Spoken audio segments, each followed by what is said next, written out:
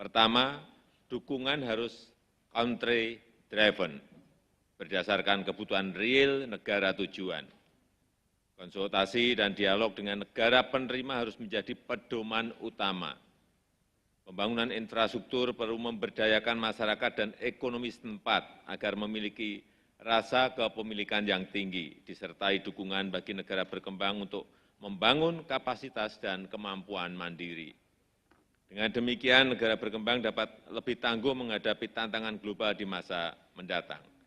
Sebagai contoh, Indonesia tengah mendorong pemerataan pembangunan melalui pemindahan ibu kota ke Nusantara. Ini akan membuka peluang investasi sebesar 20,8 miliar dolar di berbagai sektor infrastruktur. Kedua, upaya kita harus didasarkan paradigma kolaborasi. Pelibatan lebih banyak pemangku kepentingan, termasuk sektor swasta, akan membawa manfaat nyata. Saya percaya inisiatif seperti PGII akan semakin bermanfaat jika melibatkan sebanyak-banyaknya negara di dunia.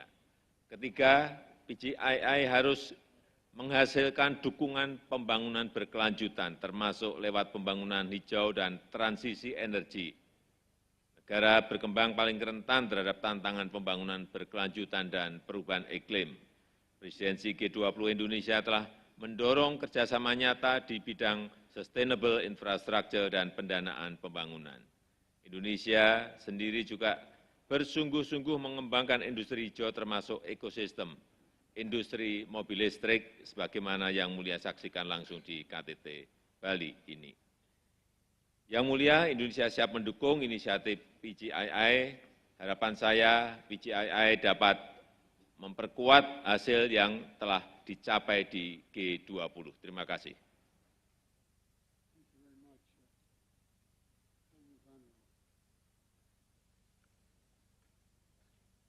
Thank you very much, President Biden, President Widodo.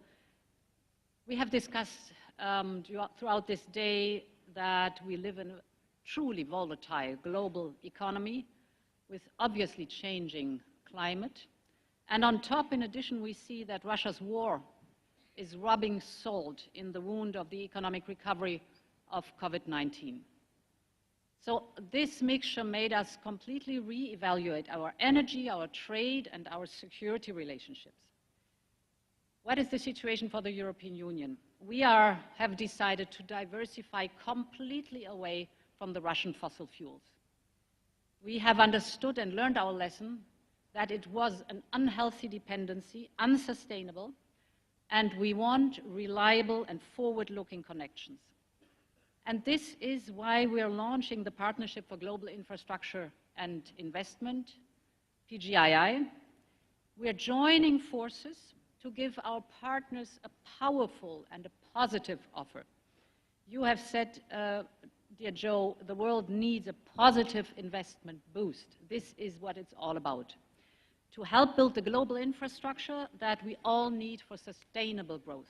So invest in renewable energy, in transport corridors, in digital connections that people can trust. From the European side, the contribution is the so-called Global Gateway.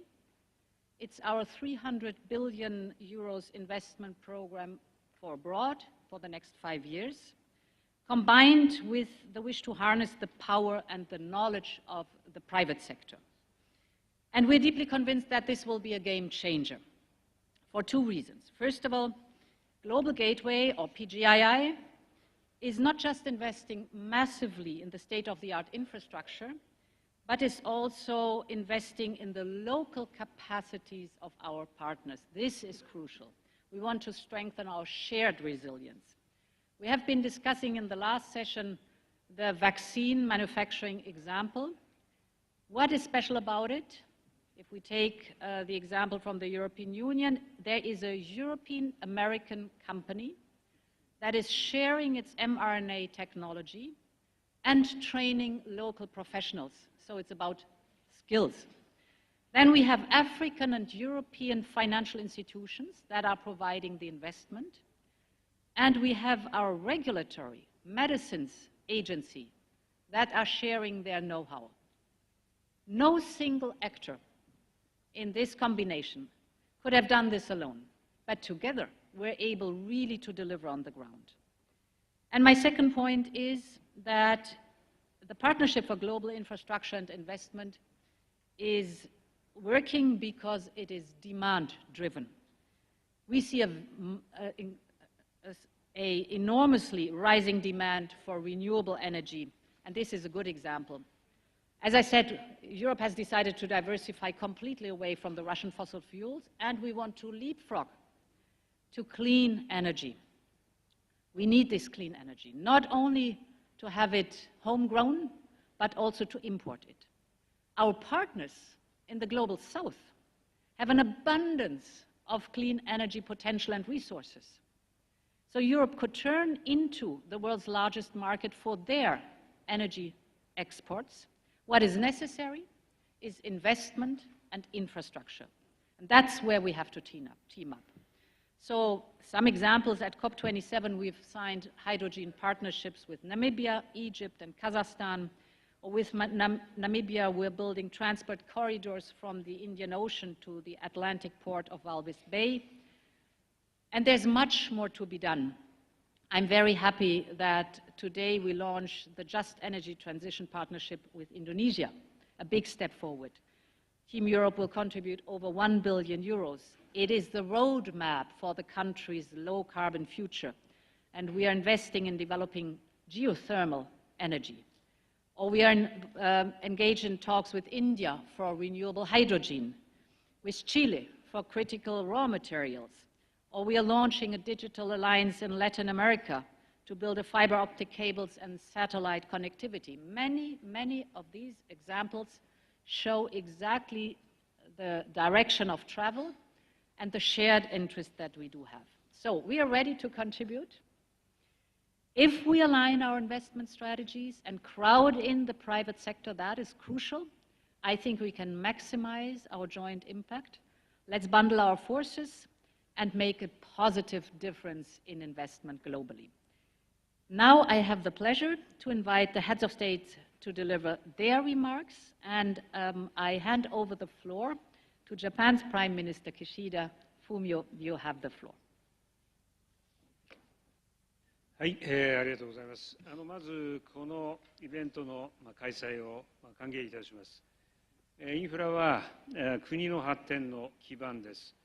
グローバルインフラ投資パートナーシップが進める質の高いインフラ投資は、インドネシアが掲げる G20 のテーマ。 Kami akan menjamu yang mulia dan Bapak Ibu di hamparan pantai Bali yang indah yang menginspirasi gagasan-gagasan inovatif untuk produktivitas G20 ke depan. Sampai bertemu di Indonesia, terima kasih.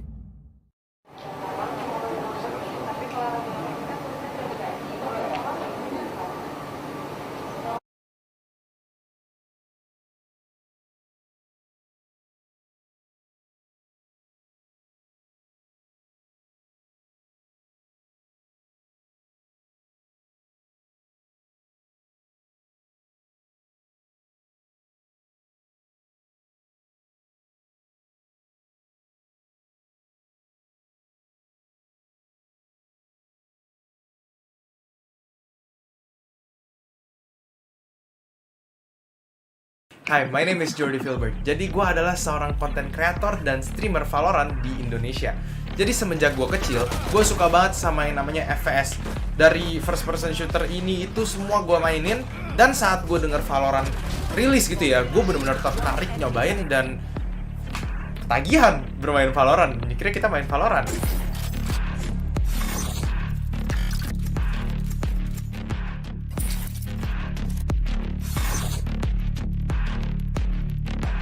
Oke, jadi agent kesukaan gue adalah Agent Phoenix. Nah, Agent Phoenix itu adalah agent yang role-nya itu duelist. Seperti yang kalian tahu, duelist itu